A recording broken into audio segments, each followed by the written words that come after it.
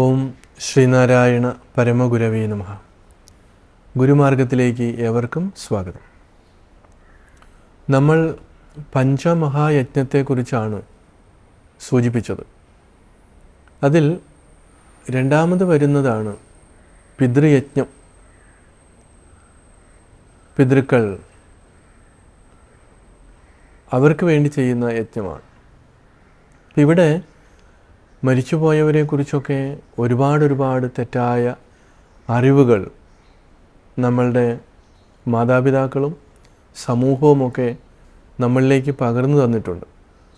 ഇപ്പോൾ ഗുരു ഇവിടെ സൂചിപ്പിക്കുന്ന പിതൃയജ്ഞം എന്ന് പറയുന്നത് പിതൃക്കൾ മരിച്ചു പോയവർ മാത്രമല്ല, ജീവിച്ചിരിക്കുന്ന നമ്മളുടെ മാതാപിതാക്കൾ ഉൾപ്പെടെ അവർക്ക് നമ്മൾ ചെയ്യേണ്ടുന്ന ആ ഒരു കർമ്മം അല്ലെങ്കിൽ ശുദ്ധമായിട്ടുള്ള പരിചരണം. നമ്മുടെ മാതാപിതാക്കളൊക്കെ എത്രയോ ത്യാഗം സഹിച്ചിട്ടാണ് ഒരു കുഞ്ഞിനെ വളർത്തുന്നത്. പ്രത്യേകിച്ച് അമ്മ എത്രയോ നാളുകൾ, എത്രയോ വർഷം അത്രമാത്രം ത്യാഗം സഹിക്കുന്നുണ്ട്. പക്ഷേ അവർ പ്രത്യേകിച്ച് ഒന്നും ആഗ്രഹിച്ചിട്ടല്ല മക്കളെ വളർത്തുന്നത് എങ്കിൽ തന്നെയും ഉള്ളിൻ്റെ ഉള്ളിൽ വയസ്സാകുന്ന കാലത്ത് ഞങ്ങളെ മക്കൾ നോക്കും എന്നുള്ളൊരു പ്രതീക്ഷാ നാളം ഉണ്ട്. പക്ഷെ മക്കൾ വളർന്നു കഴിയുമ്പോൾ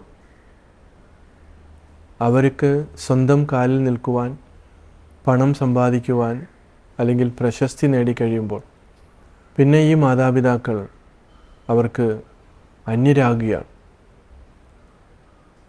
ഒരുപക്ഷെ നമ്മുടെ ചുറ്റുപാട് നമ്മൾ നോക്കുമ്പോൾ അറിയാം,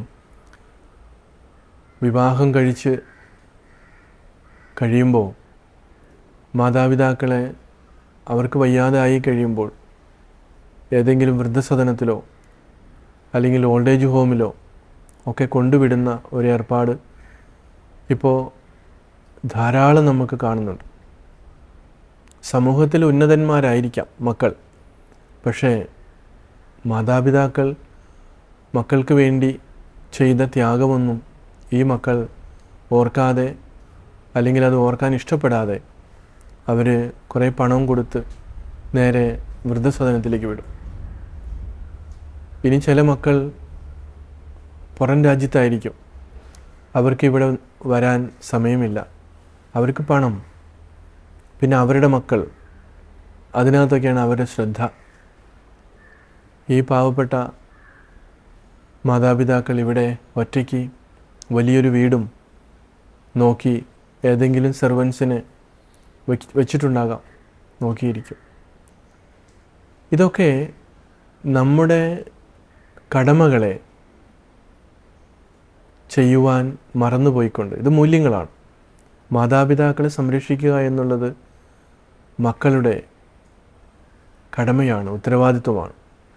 ആ മൂല്യത്തെ മറന്നു പോയിക്കൊണ്ടുള്ള ഒരു വിദ്യാഭ്യാസ സമ്പ്രദായം ഇവിടെ നിലനിൽക്കുന്നു എന്നുള്ളതാണ്. അപ്പോൾ പിതൃയജ്ഞത്തെക്കുറിച്ച് നമ്മൾ പഠിക്കുമ്പോൾ, മനസ്സിലാക്കുമ്പോൾ നമ്മൾക്ക് ഒരു ആത്മബന്ധം കിടക്കുന്നത് നമ്മൾക്ക് ഓർമ്മ വരും. എത്ര തിരക്കുണ്ടെങ്കിലും മാതാപിതാക്കളെ നോക്കുക, ശുശ്രൂഷിക്കുക, അത് നമ്മുടെ പ്രഥമമായിട്ടുള്ള കർത്തവ്യമാണ്. ആ രീതിയിൽ നമ്മളതിനെ കാണണം. പക്ഷേ ആ മൂല്യങ്ങളെല്ലാം നഷ്ടപ്പെടുത്തിക്കൊണ്ട് എത്രയോ അപകടകരമായ രീതിയിലുള്ള വാർത്തകളാണ് നമ്മൾ കാണുന്നത്, കേൾക്കുന്നത്. തീർച്ചയായും വിദ്യാസമ്പന്നരായിട്ടുള്ള ആളുകൾക്ക് അതൊരു ഭൂഷണമല്ല. പക്ഷേ ഈ ഒരു തിരിച്ചറിവിന് പോലും സമയമില്ലാതെ വളരെ ഫാസ്റ്റായി നമ്മൾ മുന്നോട്ട് പോകുകയാണ്, അല്ലെങ്കിൽ പോകുന്നു എന്ന് നമ്മൾ നടിക്കുകയാണ്.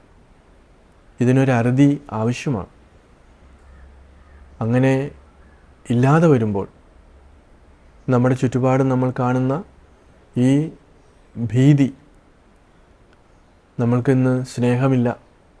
അപ്പം നമ്മളുടെ സ്വന്തം അച്ഛനോടും അമ്മയോടും സ്നേഹം നമ്മൾ കൊടുക്കുന്നില്ലേ, നമ്മൾ അവർക്ക് കൊടുക്കുന്നില്ലെങ്കിൽ കുറച്ച് കഴിയുമ്പോൾ നമ്മളോട് നമ്മുടെ മക്കൾ ഇതിൻ്റെ അപ്പുറത്തായിരിക്കും ചെയ്യുന്നത് എന്ന് ഓർക്കാതെയാണ് പലരും പോകുന്നത്.